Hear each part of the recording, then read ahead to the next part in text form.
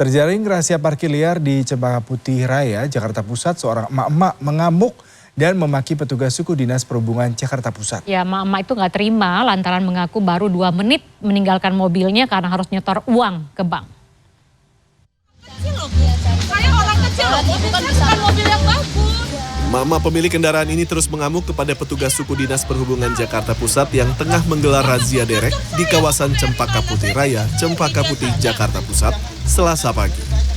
Sang mama ini terus-menerus melayangkan protes lantaran tak terima harus membayar denda sebesar Rp500.000. Iya Pak, tapi Bapak jangan ngatur saya. Ia mengaku baru sekitar 2 menit meninggalkan mobilnya karena harus menyetor uang ke bank. Dari tadi bilang transfer apa? Uang aja baru dimasukin 500, mau diminta 500. Baru 2 menit, banyak BRI yang nggak ada parkir mobilnya Pak. Bapak lihat mobil saya mobil apa? Kalau mobil saya Mercy, mobil saya apa? Kalau pengakuan ibu itu 5 menit, 2 menit, ya kami kan artinya dia udah meninggalkan kendaraannya dan dia sudah masuk ke bank. Dari mana bisa dipastikan itu bahwa 2 menit? Artinya kendaraan yang bukan pada tempatnya parkir, ya kami lakukan penindakan. Tak jauh dari lokasi, petugas juga menderek sebuah sedan mewah yang terparkir di bahu jalan.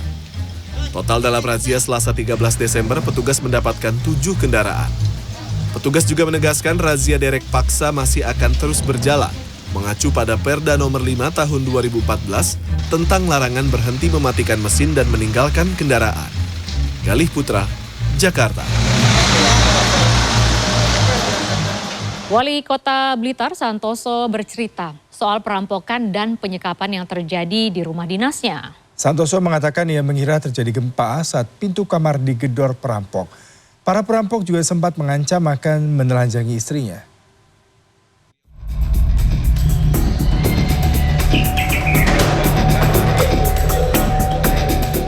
Satu hari pasca rumah dinasnya jadi sasaran perampokan dan penyekapan, Selasa siang Wali Kota Blitar Santoso akhirnya menggelar jumpa pers menceritakan kronologi peristiwa itu.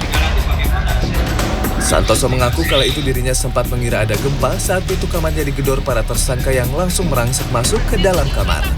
Santoso sempat dihajar tersangka yang menggunakan sepatu boots. Istrinya yang sedang sholat tahajud juga sempat diancam akan ditelanjangi oleh para tersangka yang membawa senjata tajam.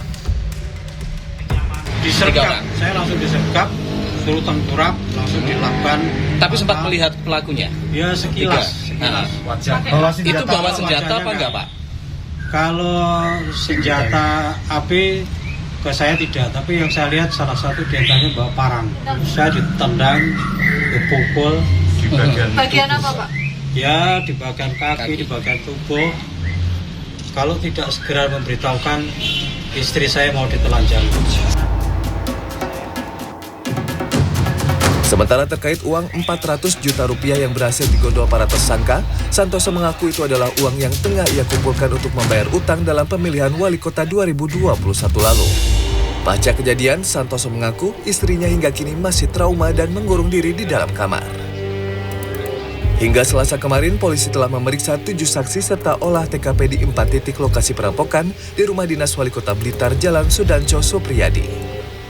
Polisi mengaku sudah mengantongi identitas para tersangka yang diduga berjumlah 5 orang dan menggunakan mobil berplat merah.